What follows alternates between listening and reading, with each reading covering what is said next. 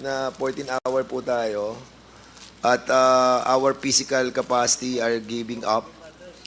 Mr. But Chair, I our move. Mr. Chairman, our mental function. Mr. Chairman, I think, sige, Mr. Chair, I yield to Chairman Paduano. No,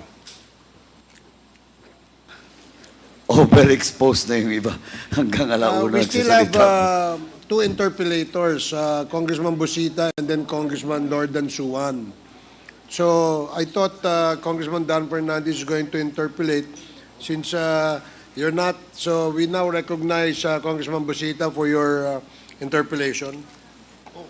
Thank you, Mr. Chair.